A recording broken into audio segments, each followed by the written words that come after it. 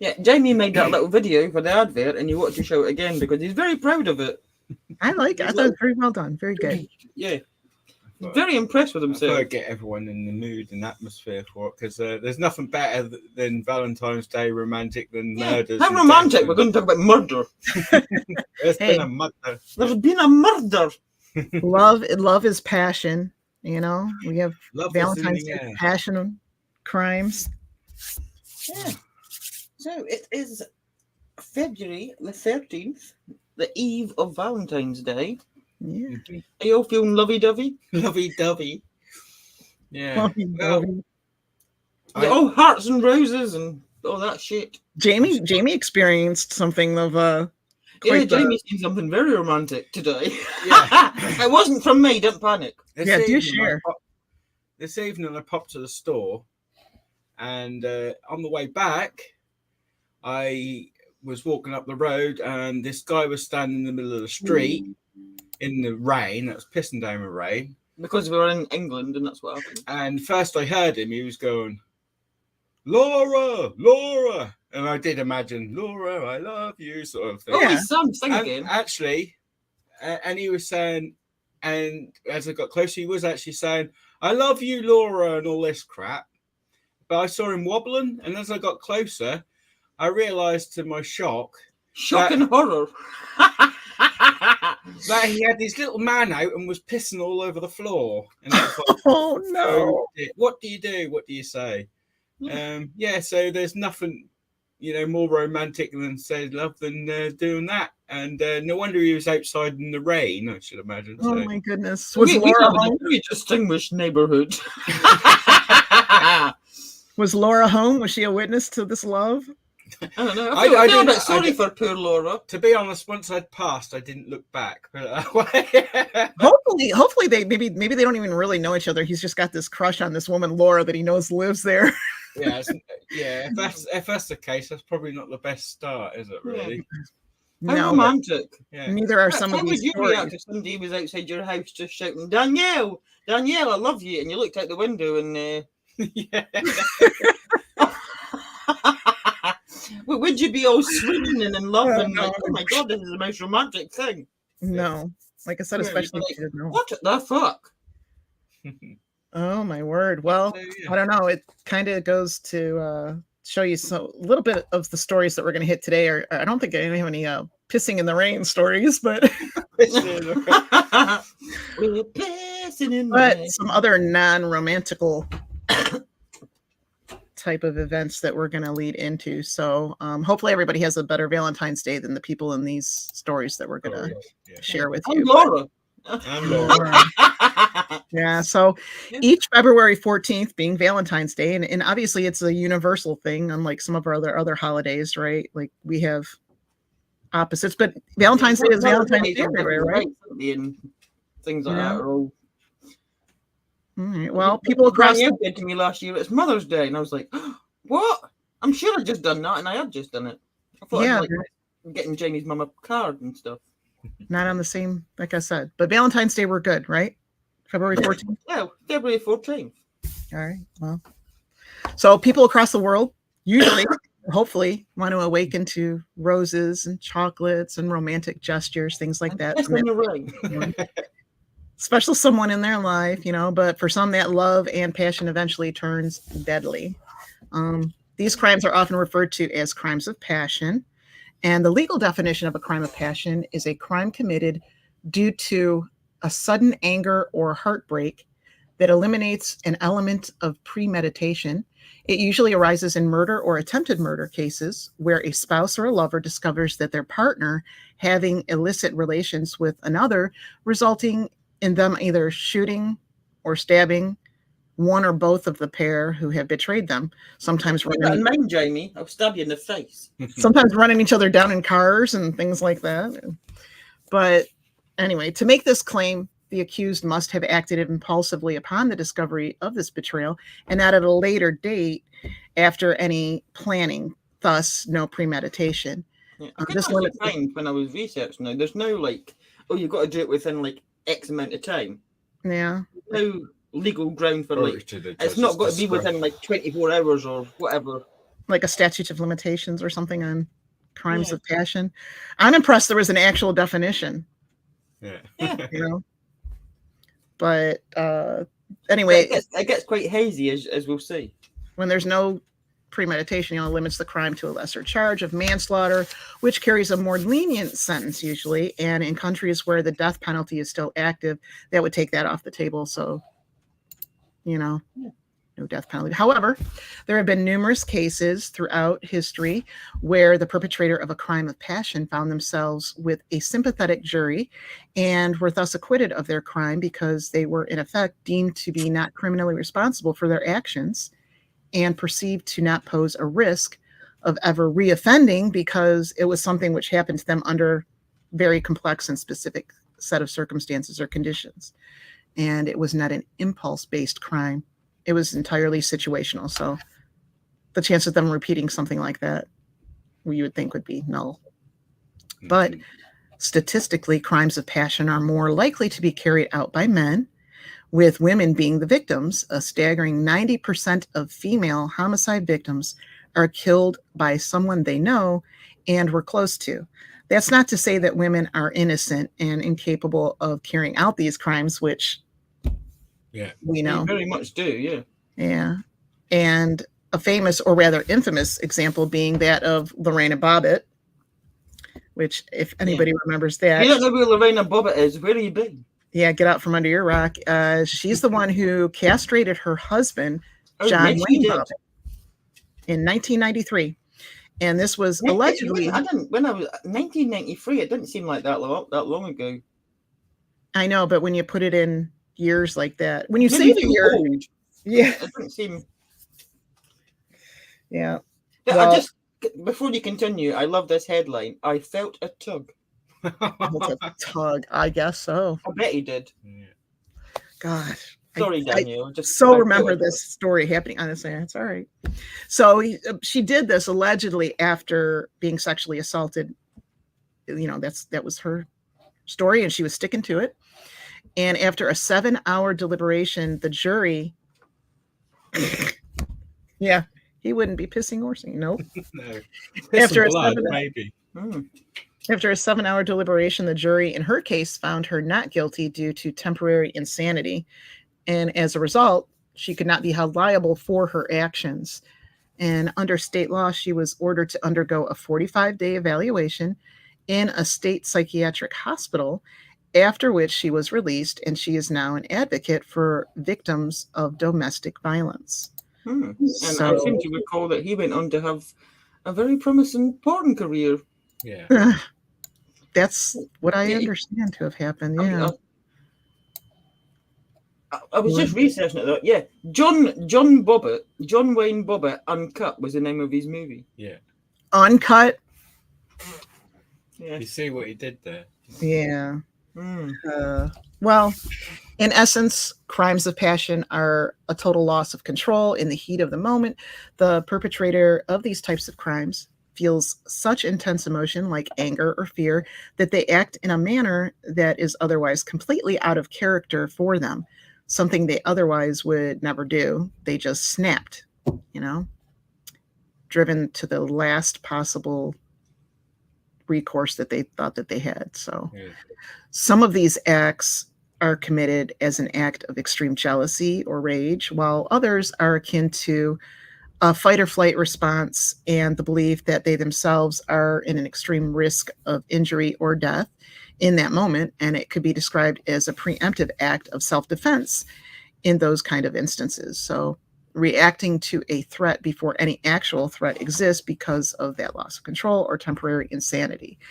And whilst the title Crimes of Passion conjures up images of lovers, these types of crimes can and are committed against siblings, parents, other relatives, and friends for a multitude of reasons, and not just the love relationship there. So going by the legal definition alone, the people who commit such crimes will never have shown any behavior like it in the past and generally have no proclivity towards violence. And it is a random one-off occurrence that came about due to the very specific circumstances that they found themselves in at that very moment. So, like catching them cheating, or yeah. So they wouldn't have been acting on impulsivity, nor will it be a factor of their overall personality. It is a very specific and random set of circumstances that caused a loss of control and, in effect, temporary insanity. I suppose that would count for, like, I mean, I don't know actually. Would that count as a crime of passion if somebody murdered one of you, or somebody done harm to one of your loved ones, and it was a stranger, and you acted impulsively? Because it's not like you've got a passion or a love towards the person that was injured, but not the person that you're murdering. Yeah. It's a bit grey there. It is. But that's what juries are for in trials, I guess. I don't know. Yeah. We don't But always. As we'll find out with these cases, sometimes the juries get it wrong. I was just going to say, sometimes you just can't even count on that to go right. But anyway, societally, however, the term crime of passion is often used to describe crimes which fall outside of the standard legal parameters. So many killers will have a history of behavior linked to their crimes, and they often have personality disorders or habitual behavior patterns, which led them to committing the acts that they commit, as opposed to a sudden emotional outburst or disturbance. So they do plan their crimes often meticulously, and oftentimes exhibit obsessive behaviors towards their victim or victims over prolonged periods. And this obsessive behavior is often the result of either a real or perceived romantic relationship between them and the person that they fixated on, which leads them to eventually lose control and lash out at either the object of their obsession or anyone that they perceive to be standing between them and the person that they are infatuated with obviously tragic consequences. So it is understandable why people have trouble accurately defining these particular crimes, because there's a blurred line there between the legal and societal variations of these crimes of passion. In the legal definition, we are told that they are to be completely impulsive and committed in the heat of the moment, yet many cases that have gone through the legal system using this defense and using it successfully do not meet these parameters. Many people have been given leniency or been completely acquitted of murder under these legal precedents, despite their crimes not having been committed in the heat of the moment and having shown clear signs of premeditation, which was what Lisa alluded to, that we're going to find out with. That became very evident when we decided we're going to do crimes of passion for Valentine's Day, and we started looking them up. It's so clouded. Like, the ones that have actually been, some of them been acquitted for a crime of passion where it clearly had premeditation and it was done at a much later date to when they actually had that moment of discovery, or it's very cloudy. Here's the thing, before we continue, there's the thing what confuses me though, is, these sort of, we talk about crimes of passion, we see about the people who's romantically involved, but sometimes, a bit like a stranger, it's like a relationship breaks down. The other person, like the female, will say, because the men's usually the ones, or sometimes it's the other way around. Yeah, but it's usually the men. But what I'm going to say is, the women move on and get a new relationship, and the men seem to get like really angry and go and violently attack the new boyfriend. I really never could understand that. Why to go after the boyfriend? Yeah, it's like the boyfriend's to blame. Why? Sometimes he doesn't even know what was going on. That's moved on. He's not even aware of things. That's really normally jealousy, isn't it? That's normally a behaviour that they've displayed throughout their life, though, which is supposed to not be a crime of passion. It's something that they've always had, right? With multiple partners, and they've got worse over time. A pattern of being possessive.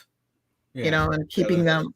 Usually, a lot of times, those kinds of things, like they're not even allowed to have friends, outside of the relationship or whatever. If I can't have you, no one can. Sort of exactly. Yeah. So we got a little bit more information before we delve right into the actual stories. So we'll get through that. But there are several cases where a spouse or a lover discovered that their significant other was being unfaithful and basically caught them in the act, but did not act in that moment, but often days, weeks, or months later, after having carefully planned the crime they eventually perpetrated, who then used the defense for the crime of passion and were subsequently successful in doing so. Now, by that same note, there are entirely similar crimes where this defense was not used at all or was attempted unsuccessfully because of the obvious premeditation and the timing between the initial emotional trauma and the crime itself, while others still have attempted to use this defense where none of the legal parameters even existed in the first place because they saw it as a kind of get out of jail free card. Yeah, right? When you look at some of the cases, you'll see why. Yeah. And with today being the eve of Valentine's Day, we decided to find a true crime case to share with you. A couple of them we've got for you. And the only parameter that we were given was the theme crimes of passion. And unsurprisingly, we all came up with something, entirely different. There's a lot of them out there. Let's be honest. There's a plethora to choose from. Yeah. Well, most murders involve money, love, and things like that. And actually, money and love always go hand in hand half the time, to be honest, even if you intend to or not. There's always wills and life insurances and things like that. So, and as we came up with different stories ourselves to cover, like we said, that's to be expected, as the legal system can't even really clearly define what these crimes are. How are we supposed to? Exactly. It sounded good. Hey, that's pretty. No, I thought it'd be easy, but it was actually really difficult. I was like, well, that clearly isn't a crime of passion, but they've been acquitted. What? Yeah. Well, whether the perpetrators of the crimes we have each chosen would have or should have been shown any leniency by the criminal justice system for the acts they committed are entirely dependent on the circumstances. Things are, after all, never as straightforward as they seem. And I was always told or taught, and my dad always says, it's like there's three sides to every story. His, hers, and the real. Yes, and then there's the truth in the middle. Yeah. So the only thing that is certain is the one common factor in all of them, and that's love, or the misconstrued notion of love was always involved, because let's face it, there are people that call something love and they've got no idea what love actually is. It's obsession. Right. Love is the most beautiful feeling in the world, and to find true romantic love is definitely a blessing. And there are no words to describe it. It's a feeling. It's being able to look into the very soul of another person and see the universe that was knitted into their very being. And for the enormity of the feelings, it encapsulates a small 4-letter word. It doesn't really do it justice. And on the most part, it's perfect. So a feeling so massive and so all-encompassing that it transcends everything else, and is something that, understandably, once one has experienced it, they do not, under any circumstances, want to lose it. It becomes like what, it's an addictive, it's all, like you said, encompassing in there. So once one has experienced it, like we said, they don't want to lose it, and they feel immensely protective over it, and they would do just about anything to keep it. I mean, who wouldn't? It's love. And if it's true love and what you perceive to be true love, it's got to last. Yeah. So it almost makes not a lot of people will murder for it, though. No. Well, there'd be a lot lower population around the planet. Right. You would think with this kind of love that we're describing, though, that you're talking about years of devotion to one another, like you said, without the violence of what's involved. Yeah. But again, it's relevant to the person who's calling it love. And it almost makes it sound like an addiction when you try and describe it and put it into words on how it makes you feel. But it is kind of like an addiction, right? I mean, the feelings that you drunk. Yeah, there you go. And maybe it is in a way, but on the whole, most people do not go to deadly extremes, as Lisa said, and end up taking the life of another because of it. And because we have a moral compass, or most of us do, and self-control for the most part. But what happens to those who lose that control and just can't stand it or take anything anymore, the situation, enough of it? So quite the paradox. To quote William Shakespeare, love is the greatest of dreams, yet the worst of nightmares. And just mentioning about the thing where we say that people can win cases with a crime of passion and some don't, I think it's probably got a lot to do with money as well. And it's funny that sometimes these, cases as a good lawyer goes a long way, but they've got money. Yeah. Right. So the first case is going to be my one, and I've given it a title, and the title is "Love is Insanity," because it is really, it's madness, and we're going to go all the way back to the 1800s for this one. Lisa always seems to go way back. Yeah. I couldn't help it. I read it and I was like, I got really into it, and then I was all annoyed and sad, so I had to tell you about it. So Daniel Edgar Sickles, who is this charming-looking fella right here with the amazing moustache. He was born in New York on October the 20th, 1819. And he was born into a life of wealth, with a proverbial silver spoon placed firmly in his gob hole. Cake hole. Yeah. His father, George Garrett Sickles, was a patent lawyer and a politician. Oh, no. Yeah. Dun, dun, dun. Walking in his father's footsteps, Daniel himself studied law, and he was admitted into the New York bar in 1943. And then this is where the stories start to go downhill. At the age of 32, after engaging in an illicit relationship with a child, Teresa, pictured. This is a newspaper illustration of Teresa, and I don't think they really did her justice. No. She doesn't look like a child. I don't know what she looked like, but it made her look like a librarian. I don't think her face was that flat, for starters. But anyway. Yeah. Teresa was just 15 when, against the wishes of both his family and hers, he married her. Wait, he was 32? He was 32, and he'd been in a relationship with her for some time when he married her at 15. Oh, my goodness. Okay. So he's an upstanding piece of shit. Politician. What can you say? Democrat, by the way. Right. So, where was I? Yeah, Teresa. That's Teresa. Although I'm sure she looked much better than that.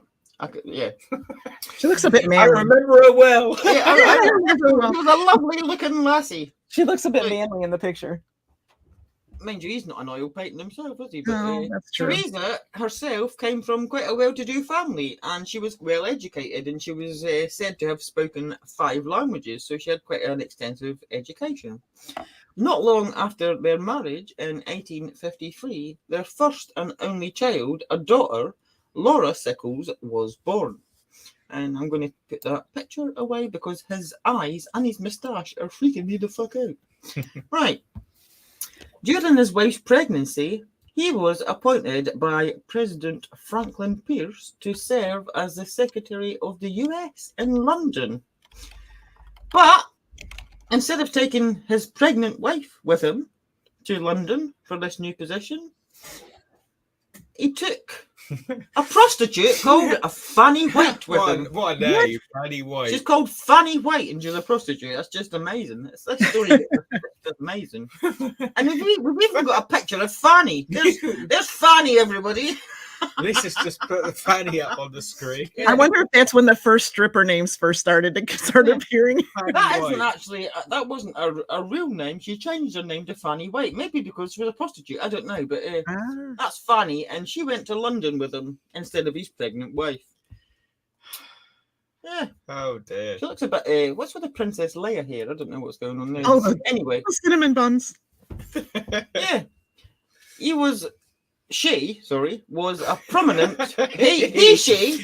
Fanny, who looks a bit masculine, but it's a woman, honestly, was a prominent madame in New York high society, and she considered Sickles to be her man.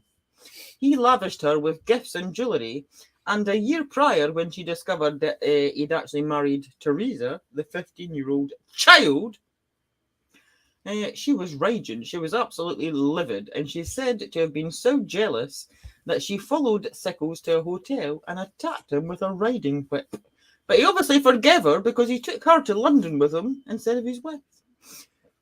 So he's quite forgiving. Wow, I guess so. Teresa, while he's in London with a fanny, With his gave fanny. birth in America all on her own. Bless her. Well, he was in Buckingham Palace visiting Queen Victoria and taking his prostitute to meet the Queen. She's given birth to little baby Laura. Little baby Laura! Oh my God, Laura! Peeing in the rain. Oh, Laura. no, peeing in the rain. That takes us back to the beginning. There you go. So, when he was elected to the US House of Representatives as a Democratic candidate in 1856, this unlikely couple, the paedophile and his child bride, became well known in Washington's high society. Both had numerous affairs, apparently. Danielle, I've said Daniel, not Danielle. Don't blame you, no. I just like to put Danielle does not visit brothels, but Danielle did, and I keep saying Danielle. Stop it. Sickles, I'll say Sickles, Sickles visited brothels. Danielle Elvis has never visited a brothel in her life. No, allegedly. Allegedly. Never. So he had quite a penchant for visiting brothels. But in 19th century America, it was Teresa's affairs that raised a few eyebrows. A wife's affair challenged her husband's masculinity, while a husband's affairs were viewed as a business as usual. Yeah, and we all know what opinion I've got of that. Well, a load of bullshit. Anyway, 2 years after their arrival in Washington in 1858, Teresa began an affair with U.S. District Attorney Philip Barton Key. And I've got a picture of him. Does he look like a key? Now, I'm not going to show you the picture yet because I've got something to say about that, right?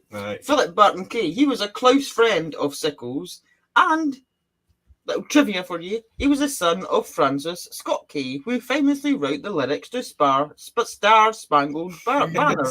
Star Tangled Spanner. Star Spangled Banner. Say that 3 times fast. That's that one, isn't it? See? Yeah. Yes. One DC columnist for newspapers at the time referred to Barton Key as I see. The handsomest man in all of Washington high society. Let's see, shall we? What? It is apparently the most handsome man in Washington. Wow. In the 1800s. What do you reckon, Danielle? I'd say that they need more men in that town if that's their most handsome. I think the population of Washington must have been lacking because what the fuck? Yeah. Yeah.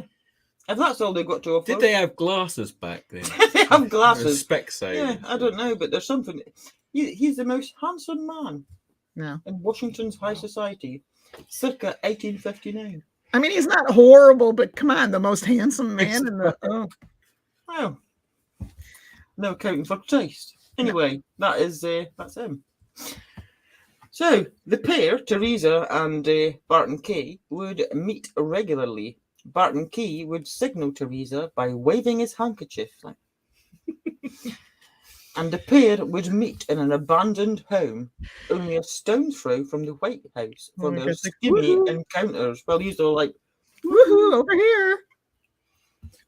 That's what he done. Yeah. Teresa later confessed, "I did what is usual for wicked women to do." However, she wasn't really wicked, in my opinion. Don't come for me. She may have been portrayed to be wicked at the time, but she was groomed by a grown man from a young age who then married her at 15 against her family's wishes, and then he got her pregnant and then abandoned her to bugger off to another country with a prostitute. Yeah. What do you expect her to do? Really? Really? I mean, sort yourself out and sort your tash out. It was ridiculous. Did you not? Honestly. Anyway, the affair between Teresa and Key continued for months until February of 1859, when Sickles received an anonymous letter. And we've got a clip from the newspaper. Picture. And it actually tells you what it said in the letter, so I'll put it on screen. So the letter read, "Dear Sir, with deep regret, I enclose your address these few lines, but An indispensable duty compels me to do so. Why did they write like this? And like, what really compels me to do so, seeing that you are greatly imposed upon. There is a fellow, I may say, for he is not a gentleman by any means, by the name of Philip Barton Key, and I believe the district attorney who rents a house of a Negro man by the name of John A. Gray, situated on 15th Street between K and I Streets, for no other purposes than to meet your wife, Mrs. Sickles. He hangs a string out of the window as a signal to her that he is in, and leaves the door unfastened. And she walks in, and, sir, I do assure you, with these few hints, I leave the rest to your imagination. Most respectfully, your friend, RPG.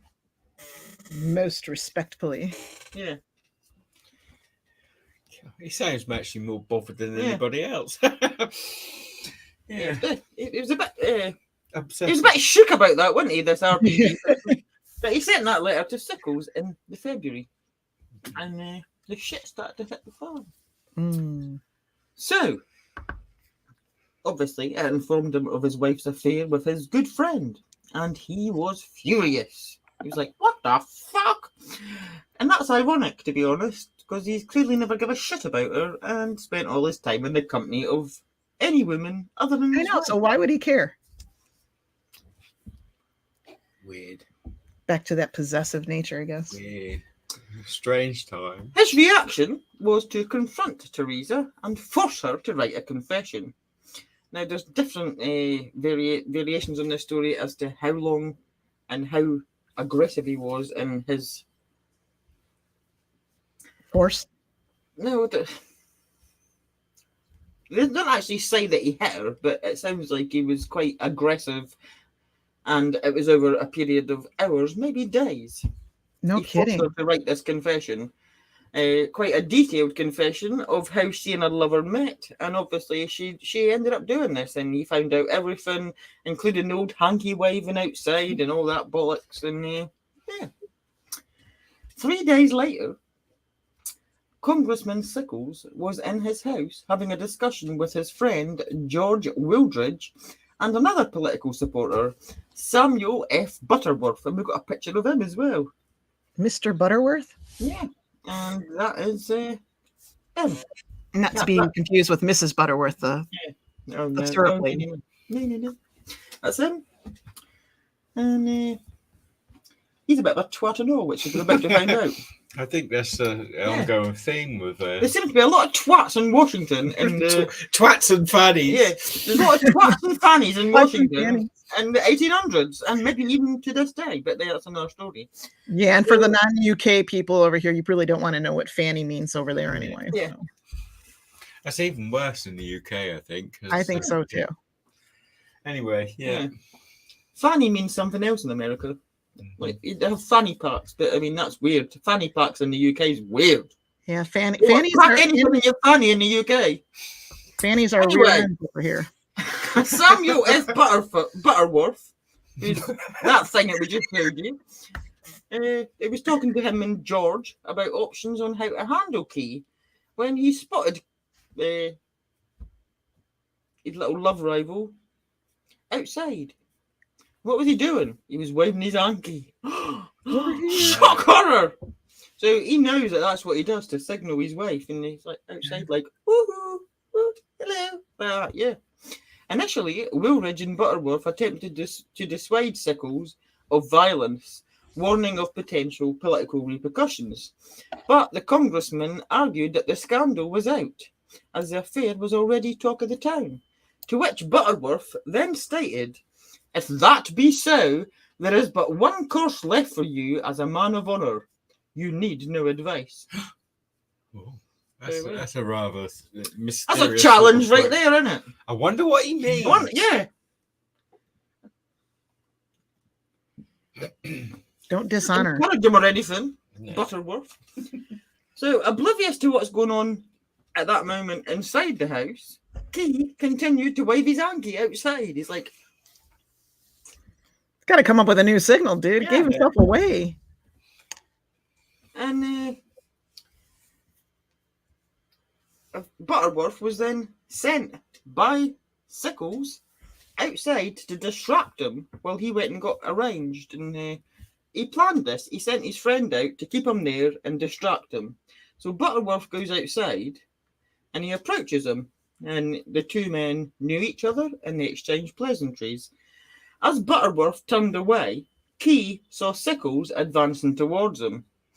Thinking that this exchange would also be friendly, Key extended his hand, asking, "How are you?" But the congressman was enraged. "You villain," he cried. "You villain. "You have dishonored my house, and you must die." That's what he said to him. Too much words in He the slapped him across the face with a hanky. So the congressman then pulled a pistol from his pocket and fired. Oh no. And we've actually got a fucking picture of this as well, because the newspaper done a little drawing. No kidding. Wow. Yeah. That's what he done. Look, he pulled his pistol from his pocket. And he fired. Pocket pistol.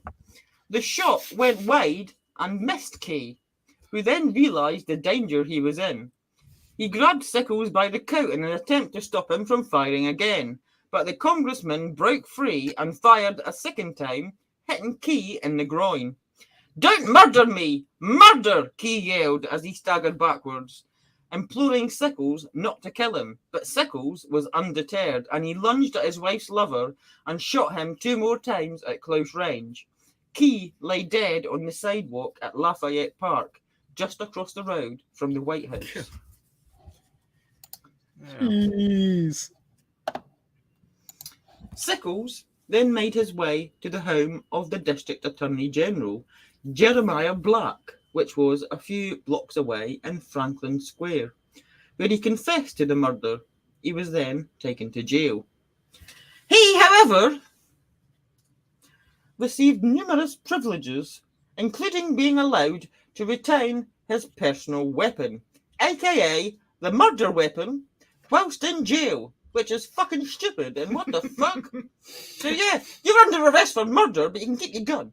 Yeah, it's like that other one what I said about the jail where they got the money in prison, they were drinking and stuff. And you go and take your pistol, it's fine. Like, times were different, huh? Yeah. He was also allowed to receive a plethora of visitors, so much so that he was granted the use of the head jailer's apartment in order to receive them. What? He's a congressman.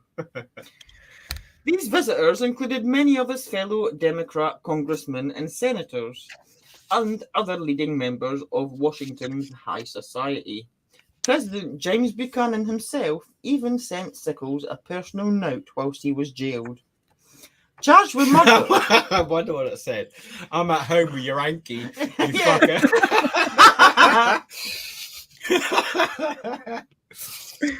A little finger on a little pole.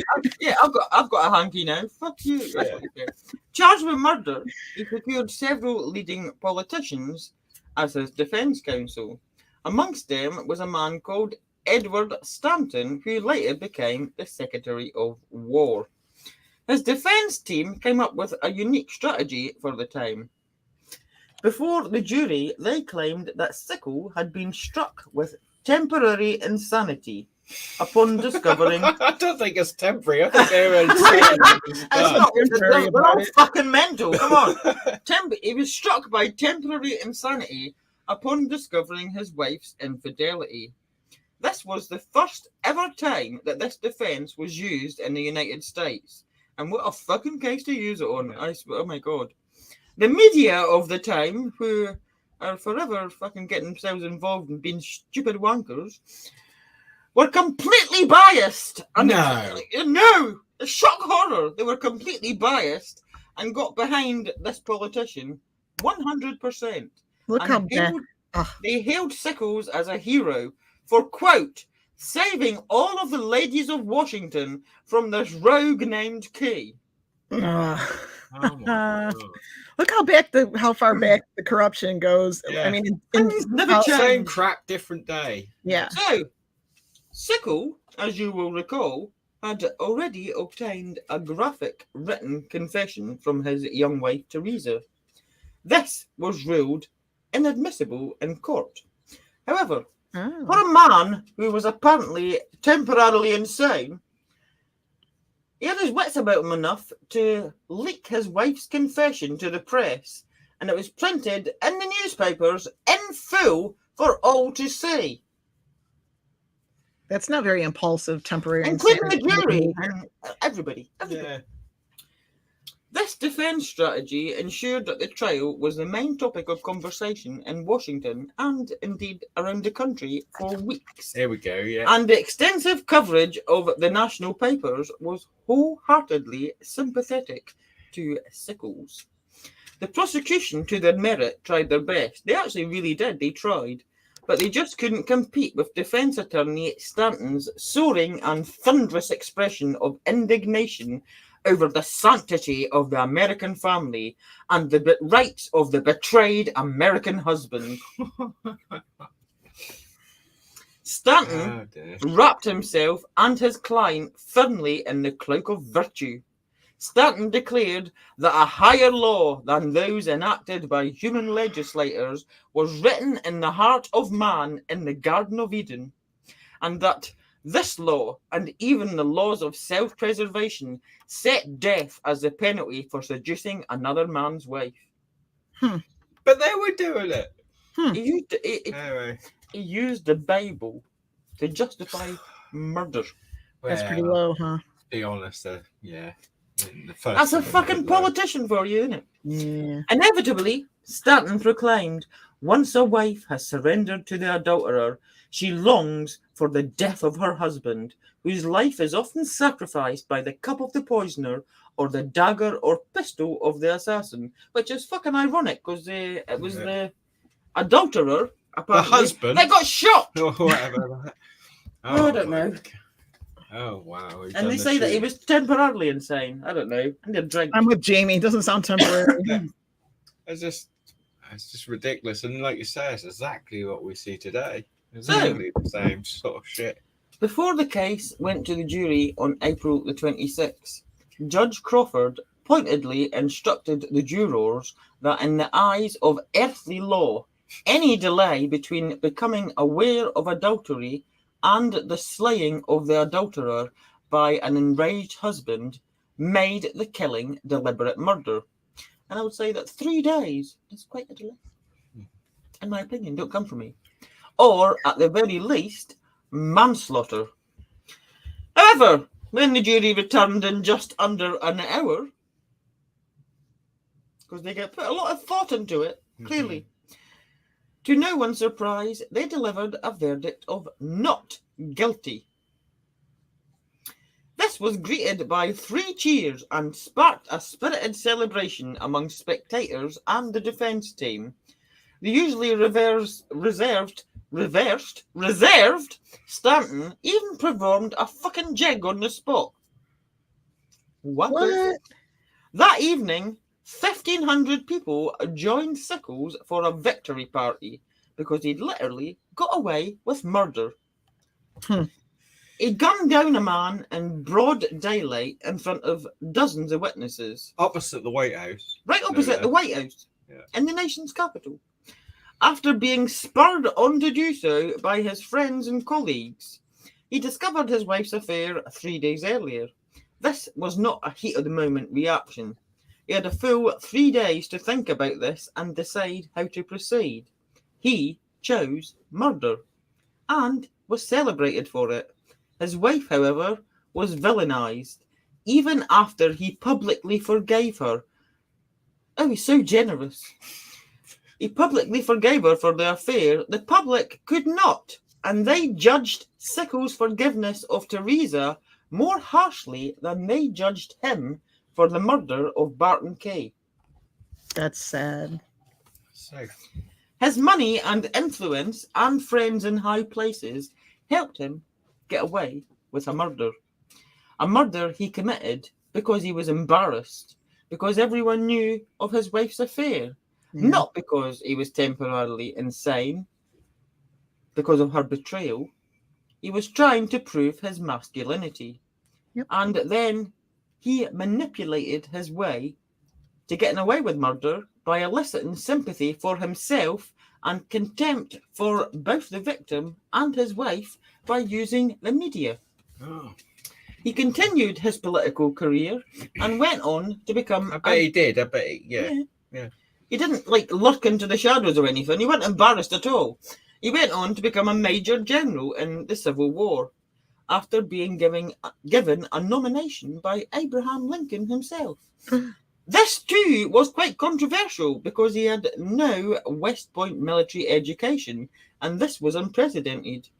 He was injured at Gettysburg and lost a leg. He later received a Medal of Honor and lived to the age of 94 when he suffered a cerebral hemorrhage.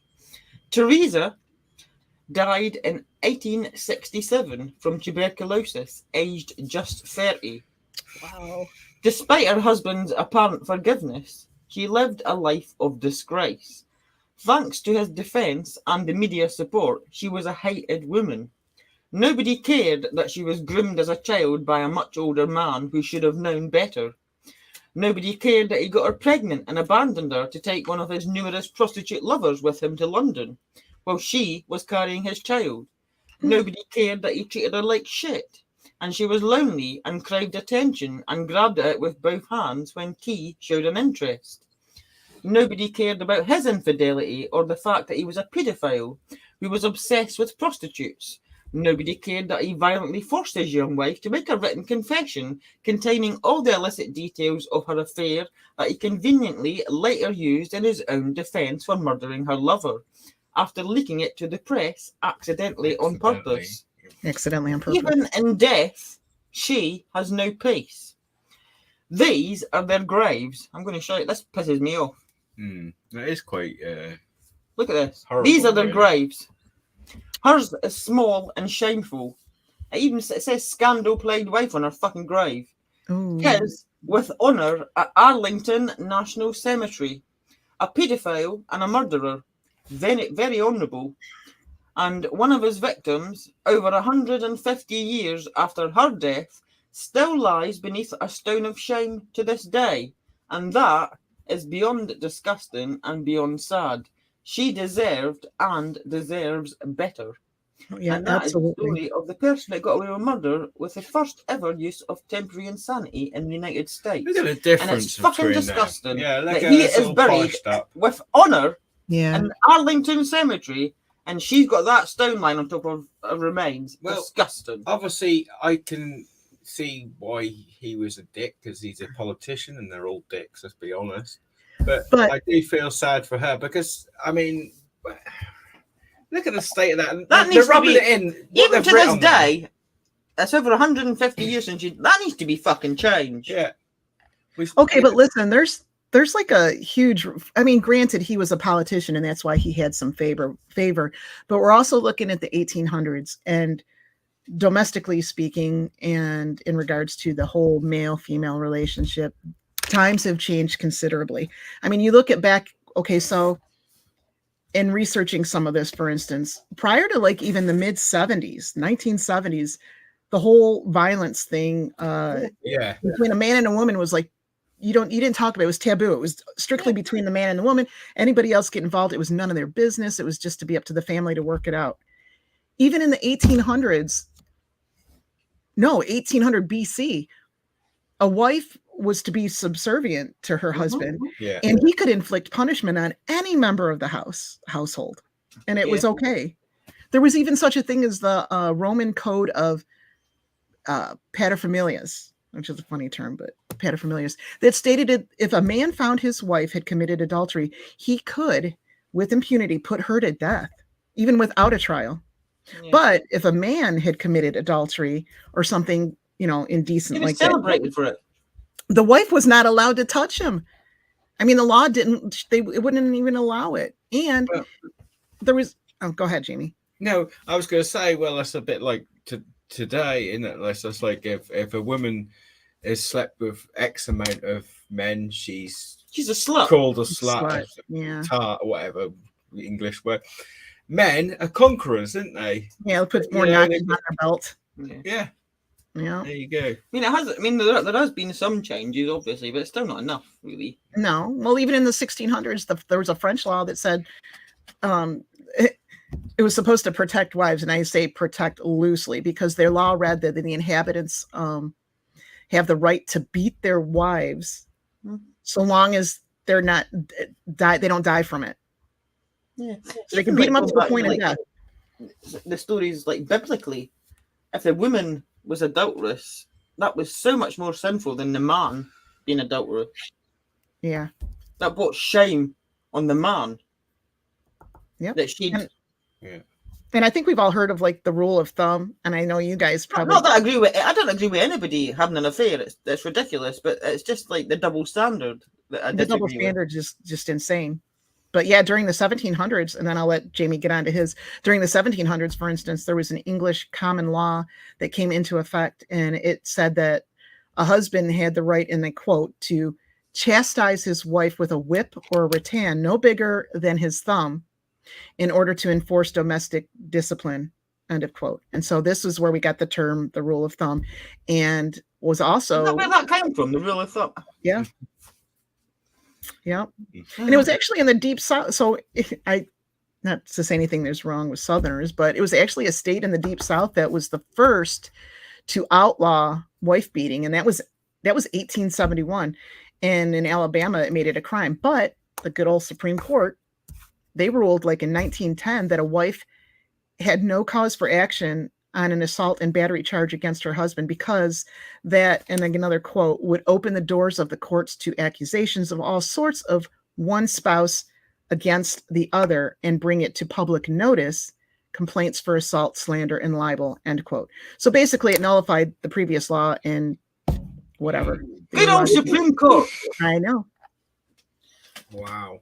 That's just a little mild history on that. But yeah, it's... Shocking, isn't it? I mean, things obviously have, I mean, now compared to then, got a lot better for women, but there's still a huge difference in what is, I mean, you can even see by the statistics that like 90% of women are murdered by, and it's normally like somebody that they're having a relationship with, or somebody they know.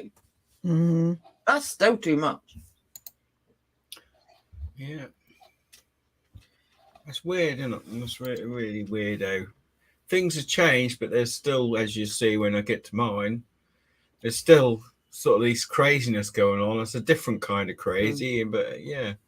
Still that inherent prejudice. Yeah. I don't know. Anyway, that was the story of Daniel Sickles, and he was a Daniel Sicko. That's what I'm going to call him. Not to be confused with Danielle. She's not saying Danielle. Yeah. And I would like to point out again that Danielle has never visited numerous brothels. Just not even one. Not even one. And now Jamie's got a little story that he's called A Date to Remember. Yeah.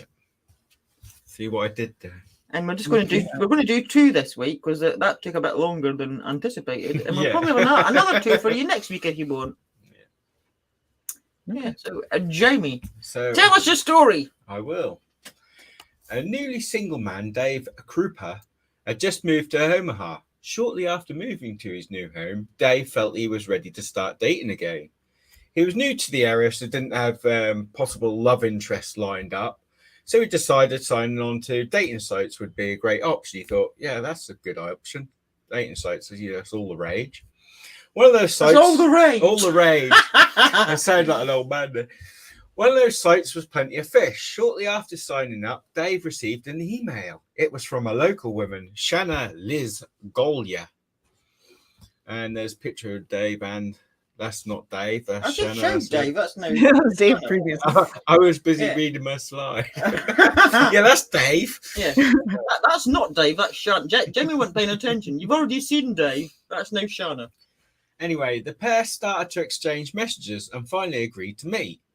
They quickly hit it off. Through their conversations, Dave made it clear that he was looking for a casual relationship as he had only just split up with his in a relationship that he had with Ama Flora, which was his ex, and the mother of his 2 children. Fortunately, Shanna seemed perfectly okay with the request and they began a no-strings-attached relationship. It is. These never go well. Yeah, but they happen all the time today, and especially from them dating sites. Yeah. One day, as Dave was working on in his auto shop, he met a woman called Carrie Father. She lived about an hour away from Dave. Wait. That's Carrie. That's Carrie. Okay. Got a picture. That's not Dave. No, that's not Dave. She lived about an hour away from Dave in Macedonia, Iowa. I can never say that. Iowa. You can say Iowa. Iowa. I think of the Iowa. the electric Iowa manufacturers. Dave discovered that Carrie was also signed up on the dating site, so he reached out to her and they began casually dating too. So already it's looking a little bit messy, or the start of. There may be trouble. Trouble in Paradise. Oh, clearly there is. I wouldn't be talking about it. No, that wouldn't be part of the show. Dave and Shanna had a few dates. However, as time went on, Dave wasn't too impressed with our attitude had become. She was getting more and more obsessive and controlling, and he no longer wanted to keep the relationship going. So he broke up with her. She was upset, but seemed to have moved on peacefully. Dave decided he would concentrate on his other love interest, Carrie, as she seemed to be much more relaxed and understanding. So he thought, yeah, I'll just stick with her, because that one. Yeah. She lied. She said she didn't want any strings, and now she's been all obsessive. The first night Dave had Carrie over at his apartment, they were interrupted by a person ringing the intercom. I wonder who it is. Yeah. Somebody at the door. Yeah. Dave went to find out who it was, only to discover it was, surprise, surprise, Shanna. No. Yeah, who had insisted that she had left a belonging in Dave's home and really needed to come in. He fell for that. Oh. Why do they always have to come in and collect it? Why can't they just have it handed to him? How convenient. He fell for that. Yeah, that old chestnut. Dave explained the situation to Carrie and she decided to leave so Shanna could get in and they could resolve their situation, which I find quite strange because most women would go, I'm not fucking leaving here because I don't know what the fuck they're going to get up to. Am I right or wrong? Well, they're not long met, they would be. The two women briefly passed each other as Carrie left and Shanna entered Dave's home. Dave had been seeing Carrie for about 2 weeks, and on the morning of November the 13th, 2012, Dave left Carrie in his home and left for work. A few hours later, he received a strange text from her saying that they should move in together. Well, after 2 weeks? After 2 weeks, which is quite strange. Yeah. No. It was love. Come on, where's your sense of love and passion? It's Valentine's Day tomorrow. He wanted no strings all the time. Just like, let's move in together. And he just, the other one just came and collected her stuff. Yeah, he just got rid of pushy, oh, no strings. But yeah, he's attracting the wrong people. Anyway, a few hours later, he received a strange text from her saying that they should move in together.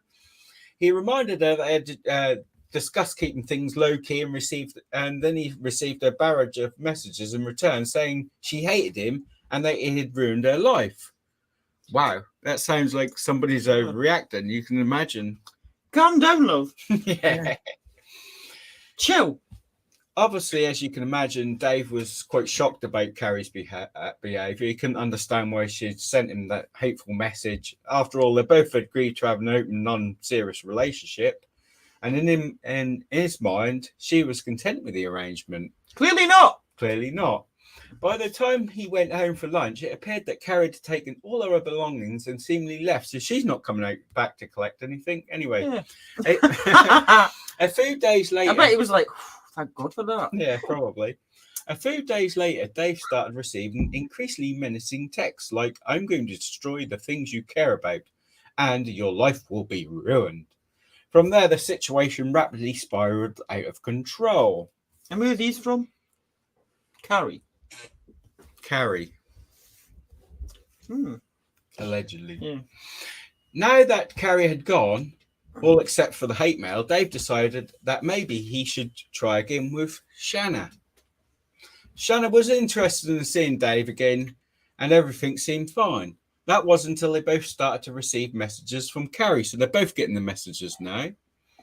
Dave, crazy. So Dave and Shanna would be cozying up on the sofa, watching movies, and every few minutes, Dave's phone would start pinging, and it would be barraged with these abusive, threatening texts. And strangely enough, a few moments afterwards, Shanna's phone would be filled with similar texts too. So they're both getting them, and because they're watching the movie, the devices are on the coffee table or whatever, they're going off. So they're both getting these texts off of this woman at the same time. After 2 weeks. Yeah. which is strange. So it's just attacking both of them now. They could not believe how crazy this woman had become, especially considered that David had only been seen for such a short while. Yeah. They tried contacting Carrie a few times to try and reason with her and to ask her to stop, basically shut the fuck up and fuck off. So that's all right. Come your tits, love. However, they never received a response, and for the next 4 years. What? Yes, 4 years. Dave and those close to him were subjected to various forms of harassment. 4 years? Mm-hmm. Because of a 2-week relationship. I know. And you she latched on quick. Yeah. What the She latched on quick and deep. I know. Including a near constant stream of threatening messages from over 40 different phone numbers and countless email aliases. She's done this for 4 years. Mm-hmm. Well, clearly not a crime of passion because that's premeditated and ongoing. Well, we shall see, Lisa. Can you say unhinged? Carrie appeared to be specifically targeting Shanna, whose car was keyed and whose house was burnt down, killing all her pets, among other incidents. She burnt. So she keyed her car. She burnt her house. And killed all the pets. She burnt inside her fucking house down. With the pets inside, yeah. Aww. What the? That's messed up. Yeah.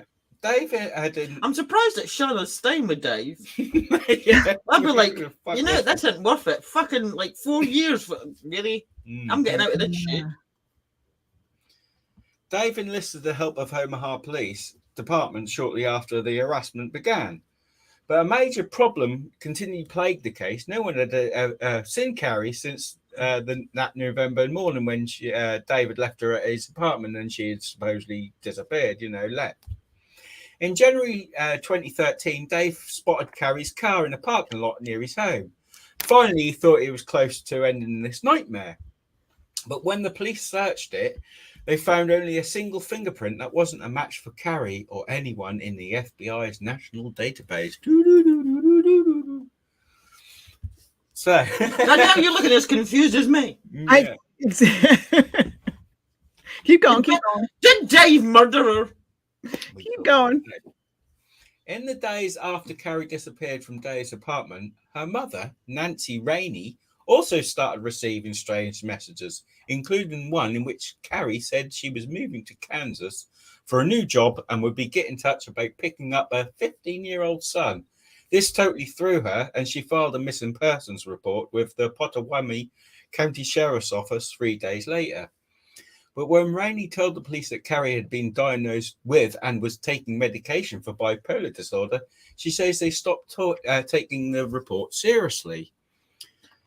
So, the same time when she's going back 4 years. Yeah. The same time that she's been going out with Dave for 2 weeks. And then she's suddenly let's move in. And he's like, fuck no. She's got all her shit and left his house. But then got in touch with her mum. And said, I'm moving to Kansas. And she's left her child with her mum. Yeah. Has she come back for the child? See, if this was... Wait a minute, did she come back for the child? Is the child still 4 years later with a mum? Dun, dun, dun. So she's never got the 15-year-old. It's now 19 and not seen its mum for 4 years. But the thing is, obviously, a lot of this would have been solved. If it was a longer relationship, obviously, Dave would have probably been in contact with their parents and things like that, because they would come and meet the parents and all that, and they're probably established that something weren't right. There's something going on here. Yeah, you think? Anyway, because she accused she's dead, isn't she? Dave murdered her. So her mother accused the police of not doing the job properly, as we often hear. The department later released a statement in response to her accusations. The department takes all missing person reports seriously, no matter the circumstances surrounding them. The available evidence during the initial investigation was inconclusive, but we did not give up. So, what the hell was going on? Exactly, what the hell's going on? I'll tell you. Do you want me to tell you? Yes, I do want you to tell me. Tell us. Yeah. Well, in a shocking twist, it was discovered that Carrie was murdered. I knew it! I knew she was dead. Did you know this already? Did you hear this before? No. She was murdered on the same day that Dave started receiving strange messages from her phone number. Oh, is it getting more confusing now? And the killer was none other than Danielle. Shanna. Well done. Who went on? Well, Shanna's house burnt down and her pets got murdered. Well, you'll find out in a minute. But I can tell you about the text because you There's more to the story. She was getting some text messages. Did she murder her own fucking pets? She was putting the text. What she was doing, she was texting She had everyone, and she had one a of them timer. timer apps, didn't she? Yes. So that This is a good twist. She was sitting with them, so he didn't know it was her. This has a good twist. Crafty Good one. bitch. Okay, tell us how you feel. So She's went, a crafty bitch. but she went so far as to burn her own fucking house down. That's and how murder nuts her she is. pets. And murder her poor little pets, Well, which I feel the most sorry for. Why did she do that? anyone Was who got like murdered, Because she wanted who would do that? Who would? but was that like a situation like was he going to split up with her and she wanted him to fucking like stay or something? What? Well, I will continue, and then you may find out, Lisa. What a crazy bastard!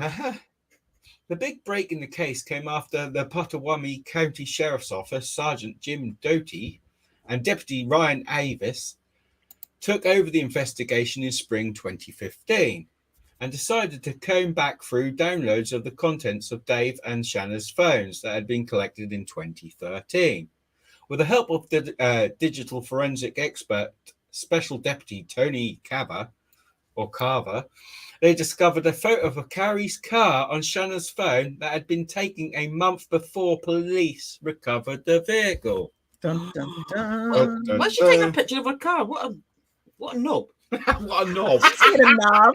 No need. There's no need to take a picture of the car. What? What a knob! Somehow Shanna knew where Carrie's vehicle was before the law enforcement even did. Yeah, but she was that crafty that she was like setting up apps to send timed messages so that she would receive them when she was with him, and he would receive them when she was there, so he wouldn't suspect her. That took some planning. Take a picture of the fucking car. That's some phone. planning right there. Another found, this is Doty speaking. Another thing we found on the phone's download was there were 6 calls at the time were made to Carrie's residence. It was using the 67 hashtag prefix, which disguised your number. So Shanna was calling Carrie 6 times, which didn't make sense because she said herself, and obviously Dave said, that she'd only met Carrie one time passing through a hallway. She'd called her 6 times prior to prior when she murdered her. Yeah. So yeah. What the? Mm-hmm. It's so messed up. Anyway, the pieces of the case started to come together, but at the same time, Shanna began trying to frame Amy Flora. Who the fuck's Amy Flora? Who's Amy? You forgot. That was Dave's ex. What, the mother of the 2 kids? Yeah, mother of the 2 kids. I forgot to. She's not doing very well with her case of what she's saying now. So are they found Carrie's body? So she can't blame Carrie now. So now she's blaming somebody else. So now she's going to try his ex. She even shot herself in the leg, but she was unaware that Flora, Amy, had a solid alibi for the night. And she claimed that Flora had attacked her. So she shot herself in the leg. She shot herself to blame. Mm-hmm. Yeah. What a crazy bitch. Shanna's story was unraveling, but the final nail in the coffin came when police gained access to a tablet of Shanna's that contained a memory card with a photo of Carrie's dead body. She took a photo of the fucking body as well. I know, she's like supplying the evidence. You gotta destroy the memory card. Get rid of the memory card. Don't destroy it. Don't take the photo at all. What the fuck are you doing? Danielle, stop telling the criminals what to do. Right, You can't have evidence.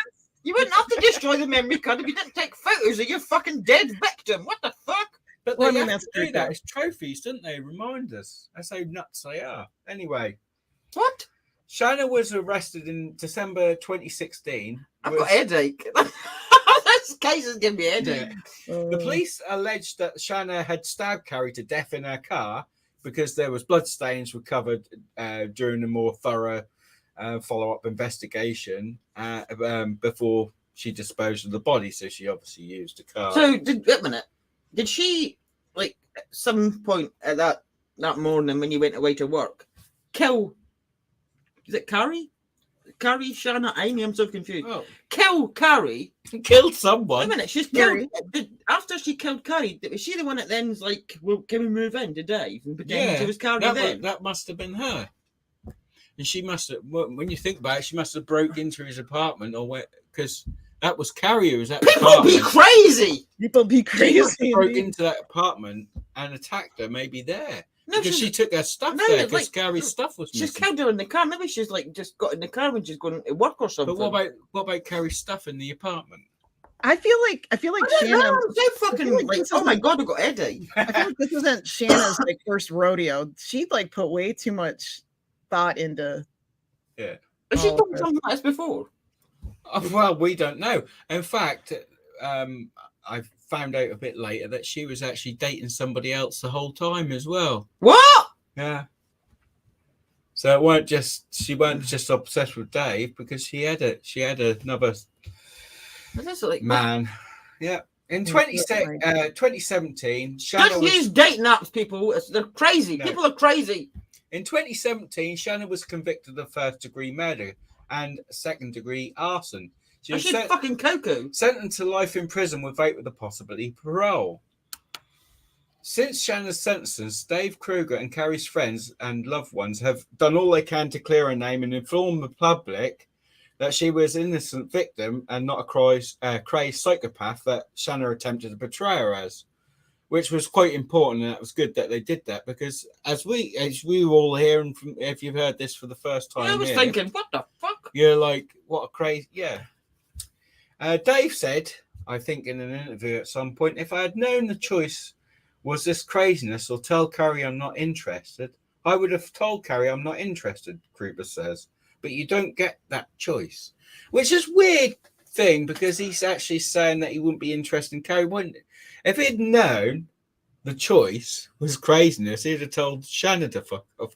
No, you'd like, but weird, wouldn't it? If I can go back in time, I just wouldn't get involved with Carrie. I was just gonna say, go back in time and just don't ever get involved with Shanna, because she's a fucking nutter. But he says if he would have known the choice was this craziness, nobody would choose that anyway. Nobody would choose that kind of craziness anyway. Well, we actually got a little clip of her being sentenced. Are we? Sentenced, yeah. As you notice, she looks a bit iffy now because he's been doing hard time. Is that this? Yeah, you might get a little bit of more information there of why. Right, here's a video while I try and process what the fuck I've just listened to. Mm-hmm. Judge Timothy Burns convicting Shanna Gollier of killing her. Carrie Farber did not voluntarily disappear and drop off the face of the earth. Very sadly, she was murdered. It's something Farber's mother, Nancy Rainey, says she knew all along. But doubt came in the form of emails, texts, and posts allegedly from her daughter months, even years after she went missing. Every time the phone rang, or a new Facebook thing came up or email somebody got. It was just horrifying. The judge decided investigators were right. It was Gollier behind those messages, and Gollier who took a picture of her victim's decomposing foot. The sentence handed down Tuesday morning after a guilty verdict last May. The life sentence is for the 2012 murder of 37-year-old Carrie Farber. The judge gave Gollier another 18 to 20 years for setting fire to her own home a year after the murder in an attempt to frame the woman she had already killed. He pretty much maxed her, and he ran it consecutive, so it was kind of an exclamation point. According to prosecutors, the two women had been dating the same man, and that's what fueled Gollier's rage. Then, for years after the murder, Gollier took on the identity of her victim, pretending to be Farber on social media, attempting to make authorities believe Farber was still alive, then periodically messaging Farber's family. Because that was always the glimmer of hope that maybe she was still out there, whenever you'd get that. Farber's family says the life sentence gives them a sense of relief, even though Gollier showed no remorse throughout the case. But there are still unknowns, like the location of Farber's body. My daughter wanted to be cremated and thrown to the wind. And I couldn't do that for her. Farver leaves behind a son who was 14 years old at the time of the murder. He testified during the trial, but was away at college during Tuesday's sentencing.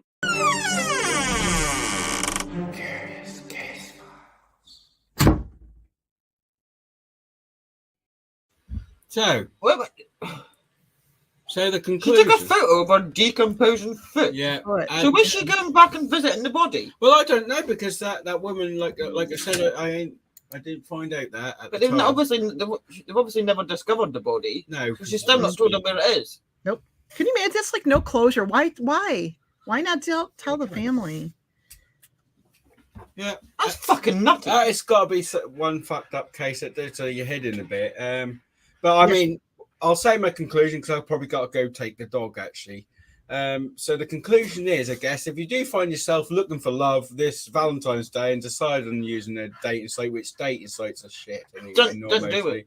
Then stick to one relationship at a time. I think Dave made a bit of a mistake there. Get to know them, because obviously, as we know, there's a lot of loonies out there. So, and that's my... The dog agrees. Mm-hmm. Yeah. The dog agrees. Back in a little while, maybe. Yeah, that's she had no remorse whatsoever there. I'm still like, yeah, it's so confusing. I'm still there. I mean, he must have really been something else for these women. Well, there's your mistake. Don't tell a woman that you would just have a no. She's going to get attached. Yeah, we tend to get attached, don't we? Men might, we'll be fucking like friends with benefits, but you can't just be women get attached. Yeah. And that's true. But that doesn't justify what the fuck she did. She's a crazy bitch. I just feel like that wasn't the first time she's done something like this. Oh, definitely not. I mean, she's that's not something that she just arrived to out of nowhere. There's got to be a behavior. Yeah. Or a build up to it, or like obsessive behavior over time.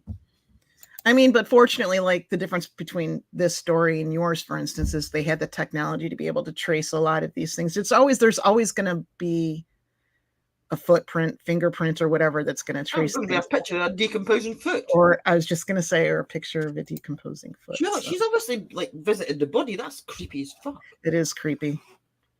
It's very creepy. And that's something else that's like disgusting when they know where the remains are.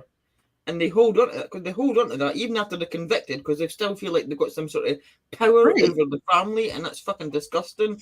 And the Moors murderers, Ian Brady and Myra Henley, done that with one of the bodies, the children that they murdered, and that woman died not knowing where her son was, and it's fucking disgusting. It is, because just as you mentioned, it's like they've already been convicted. Yeah, and you're now not only just the person that you murdered, it's like their family, you know, like give them some closure. It gives them a victim though, and it gives them control. Yeah, but they've been already convicted. I know, but they feel like they've still got that leverage. I don't agree with it, but that's how these crazy wankers think. I guess, or they figure, you know, like they'll always have that little secret to themselves, and like you said, they're going to visit the body afterwards, like she did. Maybe she's thinking, I don't know. It's a sad situation. I wouldn't be surprised if there's perhaps another body somewhere that people just didn't realize has got anything to do with her. Because she was a sneaky bitch. Yeah, that's what I'm saying. That this was not her first rodeo. Yeah. So 2 very different cases. I would say that wasn't lovely. That was just fucking crazy obsession. Crazy. Yeah. Well, I think you're right. I think she didn't love him. She was a nut job. Jamie's just talking away. He's not even picking. She was passionate about it. So if you want to say crimes of passion, she was passionate about what she did there. I would say Lisa. Here he comes. I would say Lisa raised a good point there. I think that, like she said that, has she done this sort of thing before? I think she might have killed before, because I think she had there was quite a lot of skill involved there within text time and the body. And she kept it for 4 years, and people didn't even realize deception. People didn't even realize that the person was dead. Mm-mm. Most people make big fuck ups before that, don't they? Yeah, So- but she just was one of those people, they say, Yeah. We're nearly at the hour and a half mark, and it's a bit late to be starting a third story. Danielle does have a really interesting story. She gave me a little inkling of what it's about. I don't know the full details. Mm-hmm. We're going to come back and we're going to do this again next week. We'll do another 2 crimes of passion next week because I really want to know what Danielle's story is, and we're running out of time. And people have still got to unmuddle their heads after that last one, I think. And that I'm brain fucked. I'm like, what? Your brain. Well, that confused you when I was writing it and doing it and reading it there again. You still go, who's who doing what? And then you get at the end, and you started blaming this other person. I forgot who she even was. I didn't. Yeah, I gotta go back and look at that one. Danielle's got a story. We'll do that next Tuesday, and there was another one that Jamie was considering doing. Yeah. But he chose this one. Obviously, I could see why, because it's fucking nutty. But there was another one he was considering. So we'll have another 2 for you next week. And I think I'm going to just go and batter my head off a wall now. I'm like, what? So enjoy Valentine's Day and be careful what you Happy do. Valentine's Day, everybody. Make sure the one you're with is the one that loves you. Yeah. And won't harm you. And please don't harm them. But if you would please do so, like and hit that thumbs up and share and subscribe if you haven't. And we will see you next Tuesday for another crime of passion. I'm still so confused. And thank you very much. Yeah. Thank you very much for watching. We love you all in a non-romantic fashion, but we still love you all the time. Be careful. And Laura, if you're out there, I feel very sorry for you because that was disgusting. Yeah. Bye-bye, everybody. Bye. Bye. Happy Valentine's Day. Love you. Happy Valentine's Day to those.